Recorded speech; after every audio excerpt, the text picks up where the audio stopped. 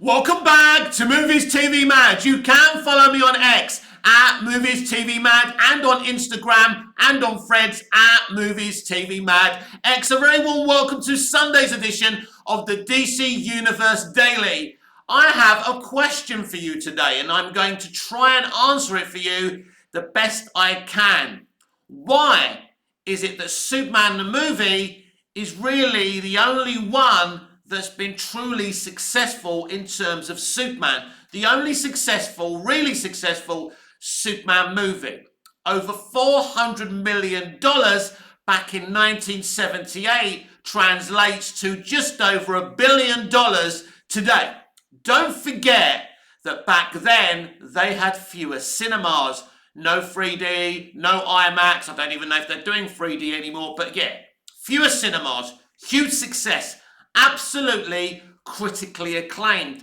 It's not like a lot of the other Superman films are a piece of shit, but they didn't have the acclaim. They didn't captivate the audience as Superman the movie did. I don't want to debate this with anyone. The facts are there. Why is it that Superman the movie, is the movie that other Superman movies and really generally superhero movies are compared to? Superman the movie came at a time where, America's reputation was really bad around the world. It was just after Nixon, Watergate and Vietnam. So Hollywood tried to, change the reputation of America.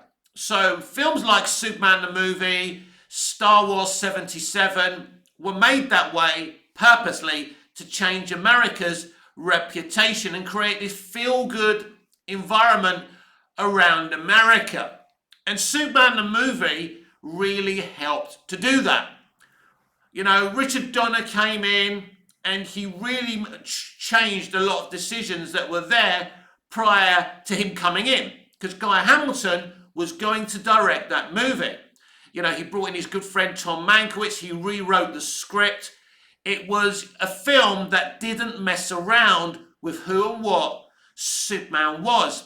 It was a film that didn't necessarily take itself too seriously, but it did take Superman very seriously. And Dick Donner wanted to give the world a version that was faithful to the comic books. And then, there can be lots of arguments about that compared to the other Superman movies. But that's how it's deemed. So how do you get to that level of success with a Superman movie? Because it hasn't been done before. We've had a solid Superman 2. We've had a less than solid Superman 3, but an okay movie. Superman 4, the less said about that, the better. I enjoy watching it still. You can enjoy watching bad movies. Superman Returns, a movie of great moments rather than being a great movie. Man of Steel, I love it, but it's somewhat divisive. BVS, I love it. It's somewhat divisive. The Snyder Cut, I love. It wasn't as divisive as BVS, but there you go. Not much Superman in that movie. There's been around 8 Superman movies, and only one of them is deemed the Superman movie. Superman the movie, right? So with James Gunn, very soon, in March, next month, starting to shoot the next Superman movie. The 9th motion picture with Superman in it. But this is Superman's movie. It's called Superman Legacy. And for a guy like me, who loves DC, and especially loves Superman, the build-up is one of the most exciting things. And what does James Gunn need to do to make that the first movie since Superman the movie to capitalize on this character? Because there's no question about it. Superman the movie captured people's imagination. It made people Superman fans. The character wasn't doing so well in the late 70s. Superman the movie changed everything. It was a success in every way possible. And there's no question about that. And that's the level that James Gunn has to get to. He needs to get a jaded audience to love Superman again. And really, love DC film again, because there is a bad reputation, towards, DC films and DC live action, to a lesser extent the television, but the TV, I think DC TV and Superman TV certainly has a better reputation right now than the actual movies, and this is what James Gunn needs to change. He needs people to believe in the character and believe in DC again. James Gunn has taken on a very, very hard job, and he's a very brave man, to risk his career on it, because it could be a career killer. Not many people who have recently worked on DC movies have had a great career afterwards. I mean, with the exception of Matt Reeves, who made a great Batman movie, with the exception of Todd Phillips, who made a great Joker movie, there's very few directors. I mean, look at Zack Snyder. I'm a fan of Zack's DC movies, but look at his career since. Instead of making cinematic movies, he's now making movies for streaming. It's not been great for Zack. So making DC movies, a Superman movie especially, can be a killer. Bryan Singer's reputation was on a high after X-Men and X-Men 2. Then he made Superman Returns, and his career took a nosedive. Let's not talk about the other stuff surrounding Bryan Singer. I don't really want to talk about that. We're talking about him as a filmmaker. Now, it's interesting when you look at Bryan Singer and the way he made X-Men and X-Men 2, they're two of the cheapest CBMs ever made, but they certainly don't look cheap. But when he came onto Superman Returns, he finally had a huge budget of over 200 million plus. And for me, it was clear he didn't know how to spend it properly. I think he got a little bit excited. There's some great CGI in Superman Returns, but there's also some goddamn awful CGI in Superman Returns. Go and rewatch the movie. I like the movie. I really do. Warts and all. But there are issues within that movie.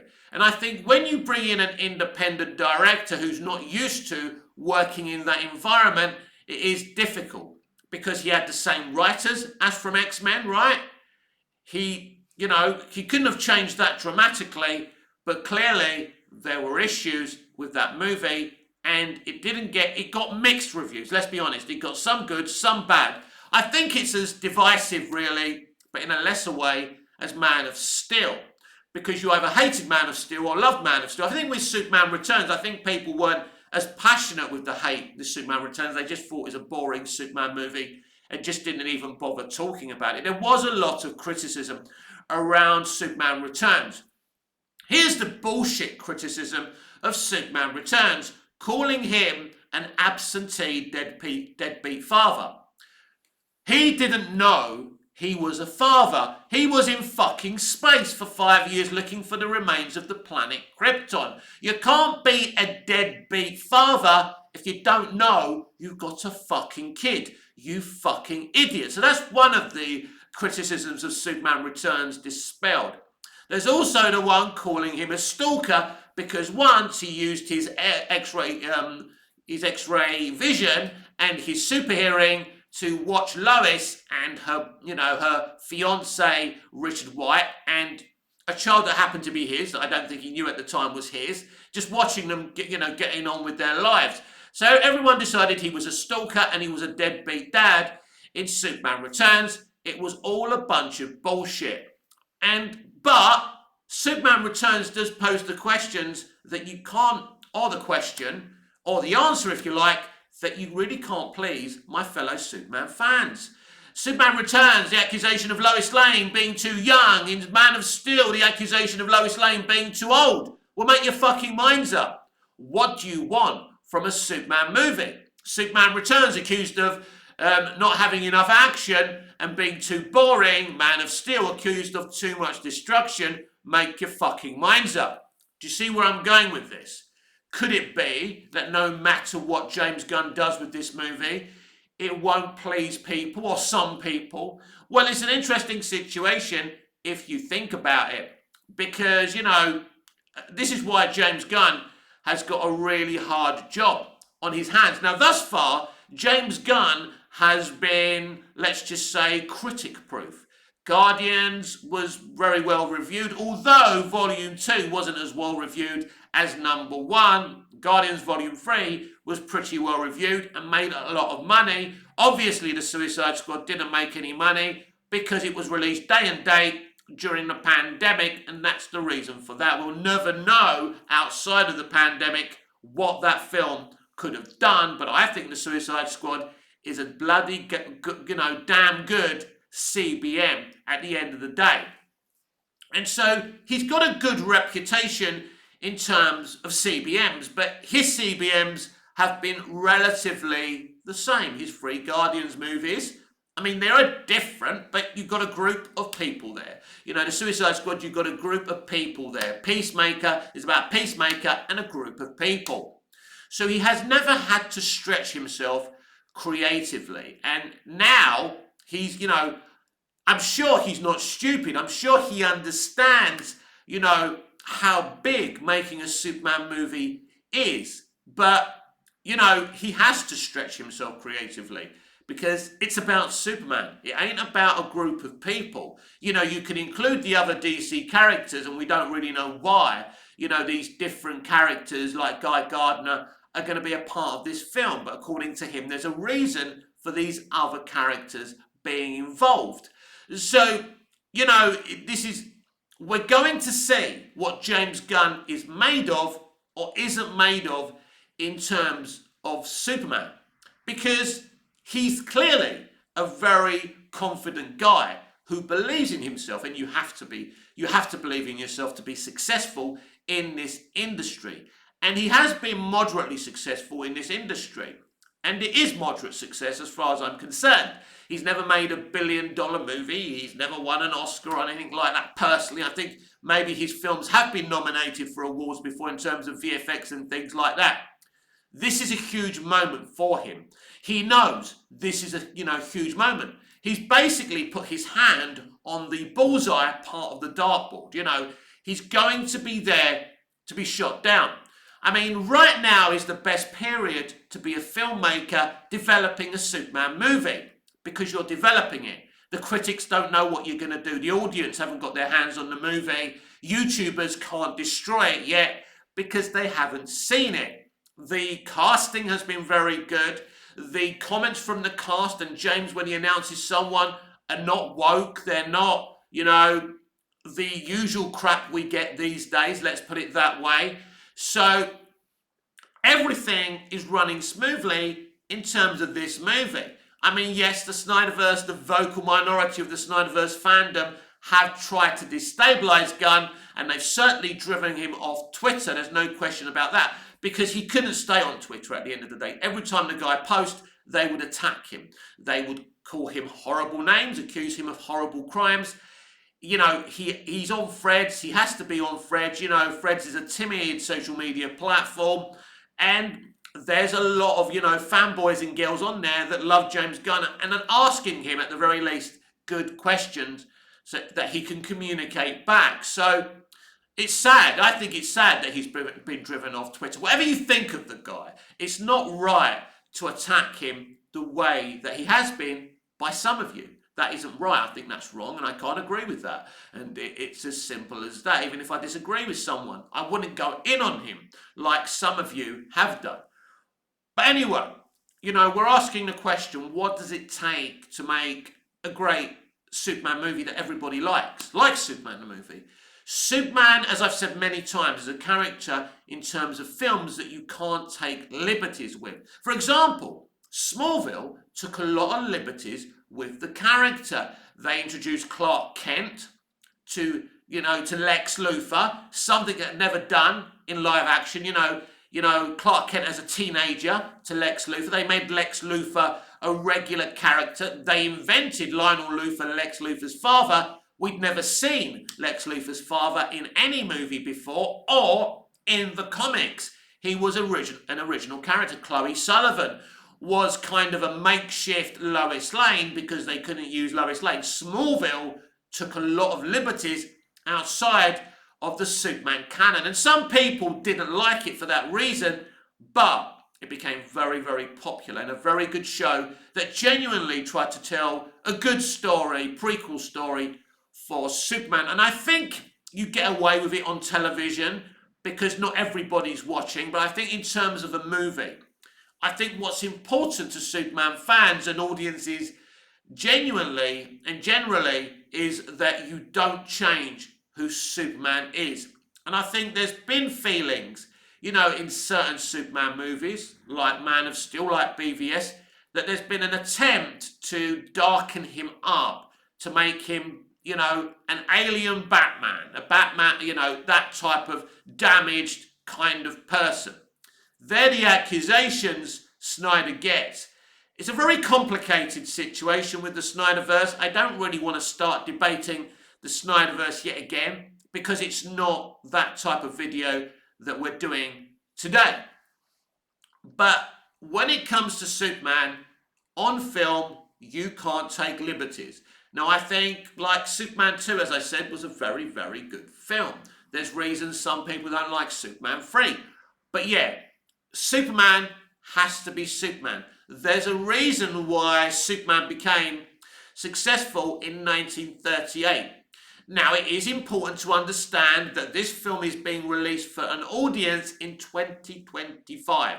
A modern day audience, an older audience. But there's no question Warner Brothers will want the old and young and lots of diverse people watching this film together. It's very, very difficult to make a successful film today because the audience really, don't take any shit anymore. And they're not going to take any shit when it comes to Superman. It's an interesting question to ask. Is James Gunn the right person to deliver a Superman movie? A movie, that a lot of directors have gone at and have been unsuccessful. Well, I wouldn't say a lot of directors, obviously. We had Richard Lester. We had Sidney J. Furie with Superman 4, The Quest for Peace. We had Bryan Singer. We've had Zack Snyder. There's a few there, but not many. Actually, you may imagine that there would have been more, but there's not. But there's been a few movies with Superman in them, right? And they haven't captured people's imagination like Superman the movie did. And because Donner really didn't want to mess around, because he is America's King Arthur. He is important. He is this Americana. And people want him kept that way. And I think when you look at the reaction to Snyder's version of Superman, even to a lot of comic book writers weren't happy with what Snyder did because it was very dramatically different. But the responsibility doesn't just sit with Zack. It was Nolan and Goya who changed him up. It was Chris Terrio in BVS who changed him up.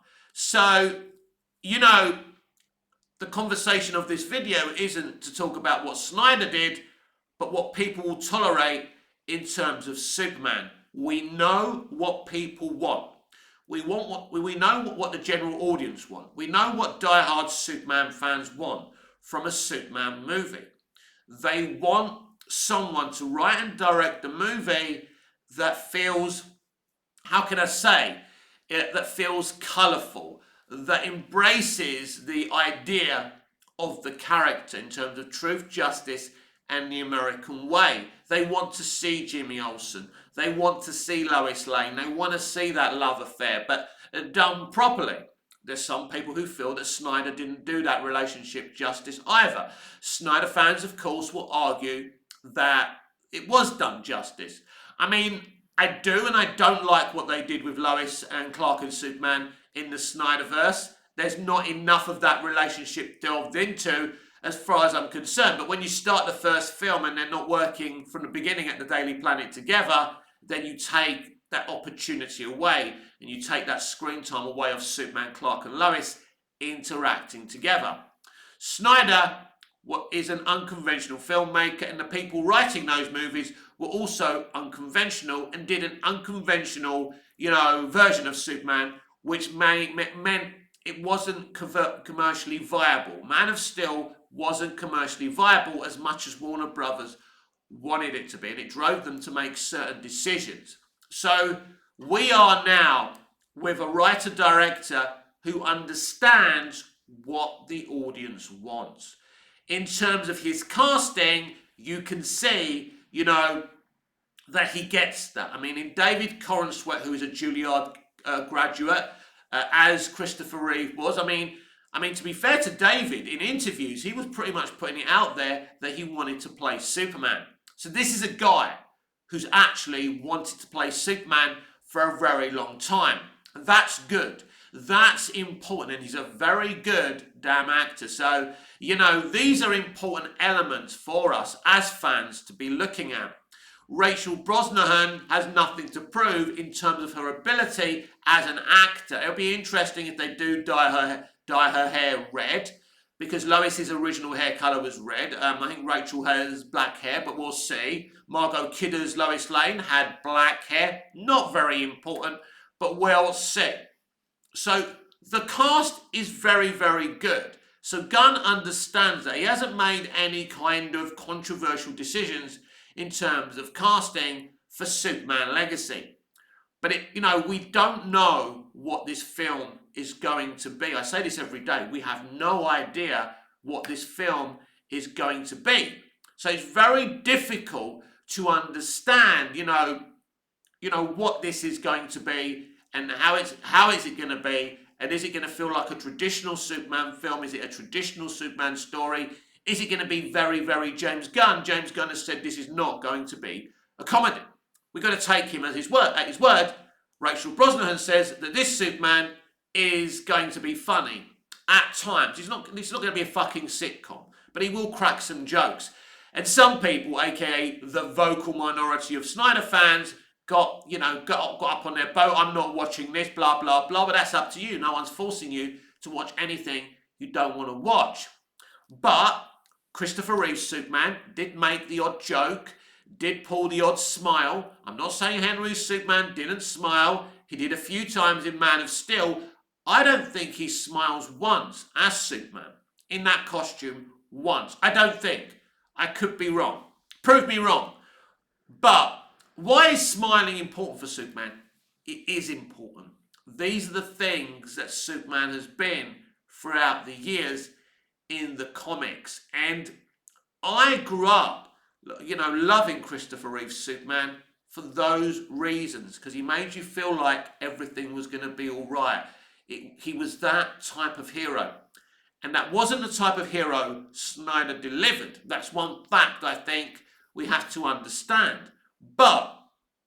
So these are the things that James Gunn has to do. He has to create a great love story between Lois and Clark. He has to give us a Superman we can look up to. And he has to make a damn good movie, because Superman the movie is a damn good movie. It represents Krypton in a brilliant way. It represents Smallville in a brilliant way. And when you get to Metropolis, the jokes start. It really feels like a working environment full of banter. And that's always important for those Daily Planet scenes. Even Smallville understood that with all the interactions between Lois and Clark in from seasons 8 to 10. And that's an important element. These are the kind of things that people look for. It's why the Lois and Clark, the New Adventures of Superman show, starring Dean Cain and Terry Hatcher, was very successful. There's elements of that people want to see. But even if James Gunn makes the best Superman film ever, are audiences going to go to watch it? This is the big question. Do audiences want to go and see a Superman movie? It's a very interesting question. Maybe a biased Superman fan shouldn't be answering that question for you today. But that I can't bring you someone who's unbiased. It's only me here at the end of the day. I think there are people who would go to the cinema, members of the general audience, and I think the other people are going to have to be convinced. It's not impossible to make $1 billion Superman movie. Man of Steel wasn't far away. And I've mentioned this before. Without the neck break of Zod, that movie would have made a hell of a lot of money and would have approached closer to $1 billion and maybe even better reviews. But this is a filmmaker that critics like. There's no question about that. they prefer Gunn to Snyder, the critics. I don't think I'm telling you something that you don't already know. So he understands what the mission is. He understands what's needed. Because what I have to try and explain to people a lot of times, the entertainment industry, the studio, the conglomerate industry isn't an art house. I, write, direct and starring with my Amateur Dramatic Society, in plays, on a stage, at my theatre. Now, we're doing art house stuff, right? Now, the entertainment industry in Hollywood and on television and in the UK is an art house. Isn't a charity. It's a fucking business. It's $1 trillion fucking business. So I hear people saying, oh, the filmmaker, this, that, the studio, blah, blah, blah. It's a business. And it has become too much of a business. Don't get me wrong. I don't like how much of a business the industry has become, but it isn't an art house. It isn't all about creativity and art. Some people get lost in that it should all be arty and it should be about the art house environment and letting the talent, mold the clay. And in a perfect world, that would be the case. Old Hollywood at least allowed some filmmakers to do that without worrying about the box office. But Superman is owned by Warner Brothers because it has a potential of making money. They're making a film because of its financial potential, and that's it at the end of the day. So James Gunn has to make a great movie that we all enjoy with his art and his talent and his ability, but he has to make money at the end of the day. And that's why James has been asked to make a Superman movie. That's why they want Superman to debut DC Universe. Because Warner Brothers, the people who own Warner Brothers now want to go back to the old Warner Brothers. They want to go back to the good old days where they had a Superman movie they could all be proud of. But there's no question about it. We are not in 1978. The audience have become ferocious. The critics have become ferocious. Everything's become very political and disjointed. It's very different. Social media has changed everything. And it's very difficult these days to make a movie that everyone enjoys. It's very rare. It happened with Top Gun Maverick. It happened with Spider-Man No Way Home, right? But it happens very rarely where a film isn't attacked or a film is wholeheartedly loved because everyone has become divided and divisive, and everyone has their angles and their own accounts on social media and are coming from a different point of view. And Superman is always going to divide opinions, especially after what happened with Snyder. What happened with Snyder has tainted elements of the audience. Actually, all sides of people who are going to go and see this type of film. The people who supported Snyder's vision are like Rottweilers because they're angry, right? I get it. And then you've got the other side that despised what Snyder did and didn't feel like he represented their needs as diehard DC fans and Superman fans. So there's a lot of different opinions, right? My opinion is that I love what Snyder did, but I'm ready for someone to make a Superman movie and a DC universe that everybody can come in and enjoy and celebrate. And that's James Gunn's responsibility. And to be fair to Gunn, he made 3 Guardians movies that mostly people loved. He made a Suicide Squad movie that only the vocal minority of Snyder fans attacked. Let's be clear about that. The general audience did enjoy that movie when they saw it. It did flop. We know why it flopped, and it didn't flop because it was a bad movie. Snyder fans can keep on showing, certain comedy clips from Peacemaker, but I've seen the entirety of Peacemaker. I've seen it 2 or 3 times, and it's James Gunn's best work. You can keep on saying it's too stupid, and it has stupid jokes, blah, blah, blah. That's up to you. But that was a damn good series. Even if you say it was shit, it's not shit. Now, I don't really get the hate from some Snyder fans to Gunn, right? The name calling, the toxicity. You don't have to like him. I know you're angry with him because he's taken over And you think if he goes, Snyder's back. I don't agree with that. But anyway. But, despite that, that's what you need to do to give the world a Superman movie. There's lots of kind of things that have to be in place. But it's so much more difficult today than it was back in 1978. But why, Mick? I will tell you why. Like Singer's X-Men, Superman the movie was the first proper superhero Superman movie. There was no expectation. There was nothing to compare it to. There is today. And that's where James Gunn's biggest challenge and problems will come from.